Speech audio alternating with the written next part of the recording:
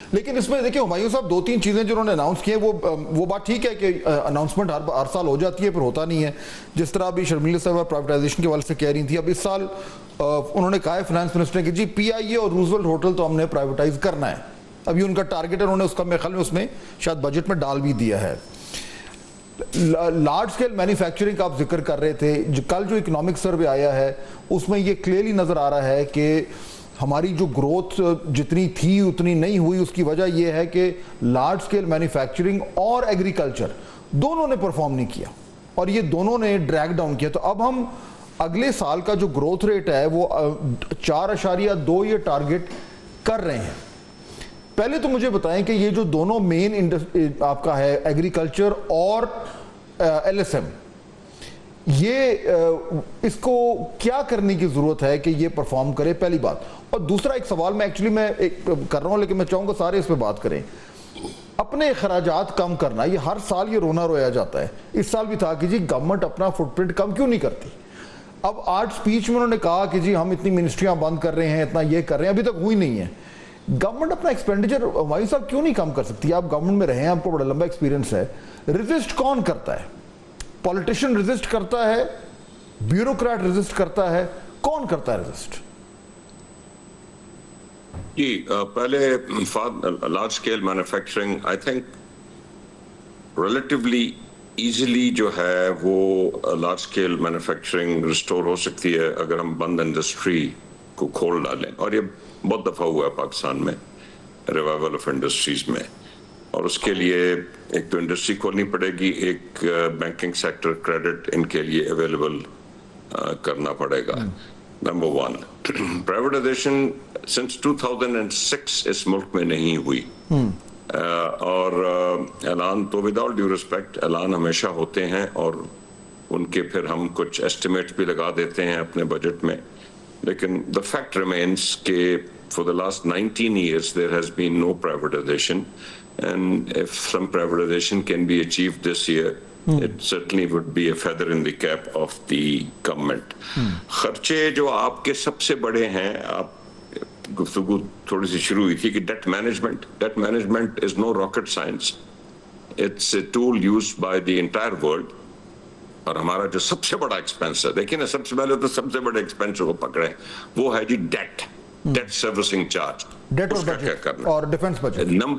Number 2 جو سب سے بڑا آپ کا ایک ایکسپینس ہے, that comes under the head of grants and subsidies, جس میں سب سے زیادہ جاتی ہے جی اسٹیٹ اونڈ انٹرپرائزز میں. ایک بلیک ہول ہے جس میں کوئی $1 ٹریلین ہم پھینک دیتے ہیں. امیجن کریں $1 ٹریلین ہم فارمر کے لیے, عوام کے لیے, ایگریکلچر سیکٹر کے لیے, انڈسٹریز کے لیے کیا کیا نہیں کر سکتے. لیکن وہ $1 ٹریلین اب دیکھیں اسٹیٹ اونڈ انٹرپرائزز میں ہم کیا کرتے ہیں, کیا نہیں کرتے. باقی جو چیز ہے نا جی وہ بڑی ضروری ہے بٹ سمبولک ہے, اس کا اتنا امپیکٹ نہیں ہوگا. بس گورنمنٹ اپنے خرچے ضرور کم کرے, کیونکہ جب عام آدمی, اگر فارمر پچھلی 2 ویٹ کی فصلوں میں بالکل پس گیا ہے, اوکے, تو اس کو چاہیے نا کہ جی کو منسٹرز کو, ایم این ایز کو, سینیٹرز کو, باقی گورنمنٹ بیوروکریسی بھی اپنے خرچے کو تنگی دکھائے. اور ایک بہت امپورٹنٹ چیز ہے, میں دیکھنا چاہوں گا فیڈرل بجٹ میں اور پروونشل بجٹس میں. دیکھیے میں اس بات پہ ایگری کرتا ہوں کہ سیکٹورل سبسڈیز ختم کر دینی چاہیے اور فرٹیلائزر کی سبسڈی فلاں. Let me come back to this. میں ذرا ایکچولی یہ گورنمنٹ کے خرچوں کا نا ذرا میں اسٹیبلش کرنا چاہ رہا ہوں. مجھے آپ دونوں کا بھی ایکسپیرینس ہے. شرمیلا صاحب کیا وجہ ہے گورنمنٹ کا فٹ پرنٹ چھوٹا کیوں نہیں ہو سکتا؟ کون پش کرتا ہے, کون ریزسٹ کرتا ہے, کس کا ویسٹڈ انٹرسٹ ہے؟ I think it's more to do with political wheeling dealing, because جب آپ ایک کولیشن گورنمنٹ چلاتے ہیں, آپ کو وزارتیں بھی بانٹنی ہیں, آپ کو فنڈز بھی بانٹنے ہیں, آپ کو ایم این ایز کو فنڈز بھی دینے ہیں, اور پھر آپ کے اخراجات بھی کم نہیں ہوتے.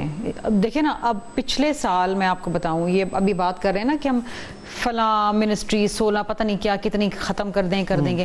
پچھلے 1 سال رائٹ سائزنگ اور ڈاؤن سائزنگ ایک کمیٹی بنائی تھی, کیسر بنگالی صاحب نے اس پہ ریزائن کر دیا. انہوں نے کہا جی چھوٹے چھوٹے ملازمین کو آپ نکال رہے ہیں, جو بڑے بڑے بیٹھے ہیں ان کو تو آپ نکالیں, ان کی تنخواہ بند کرنے سے کیا فرق پڑے گا. ایک ایویشن ڈویژن کو انہوں نے ڈیفنس میں ضم کیا منسٹری میں بس, اور یوٹیلیٹی سٹورز بند کر دیے. پورے سال میں انہوں نے یہ کیا. کیا ہوتا کیا, کون کہتا ہے کہ جی نہیں کرنا چاہیے؟ دیکھیے بات یہ ہے کہ یو نیڈ ٹو, آپ کو یہ دیکھنا پڑے گا کہ وچ از دا بگر ایول.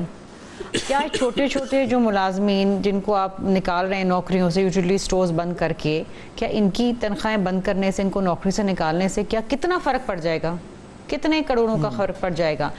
ٹیکس کی جب آپ بات کرتے ہیں تو آپ اگر جب بڑے بڑے انڈسٹریلسٹ پہ ٹیکس نہیں لگاتے, آپ بڑے بڑے ایگریکلچرز پہ ٹیکس نہیں لگاتے, وہ چلے جاتے ہیں بیچارے تنخواہ دار لوگ مر جاتے ہیں. مطلب یہ ہوا نا کہ جن کی وہ بنی ہوئی ہے ایک طریقے سے, جن کا کلاؤڈ بنا ہوا ان کو آپ ہاتھ نہیں لگاتے.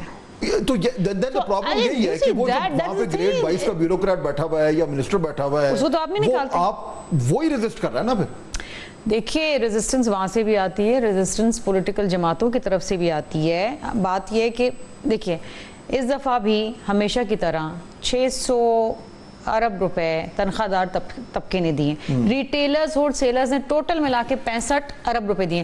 اب بات یہ ہے آپ کیوں نہیں پکڑتے ریٹیلرز اور ہول سیلرز کو؟ وہ ٹارگٹ 2 اسکیم آپ نے نکالی تھی, وہ فیل ہو گئی. وہ تو ایک الگ فیلئر ہے, لیکن یہ تو بالکل کلیئر پھر گورنمنٹ کا فیلئر ہوا نا. تو کیوں نہیں آپ بند کر رہے؟ گورنمنٹ کا فیلئر ہے نا. This is the issue which needs a proper redressal addressal.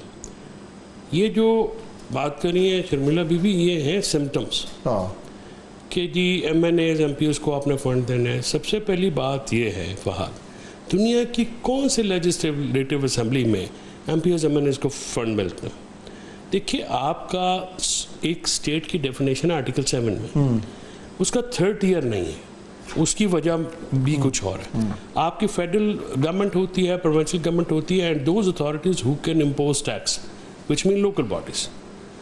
Local bodies میں ابھی تک این ایف سی میں پیسہ چلا جاتا ہے اوپر سے سی ایم کے پاس, سی ایم کی ڈسکریشن ہے, وہ جس کو مرضی دے دیں.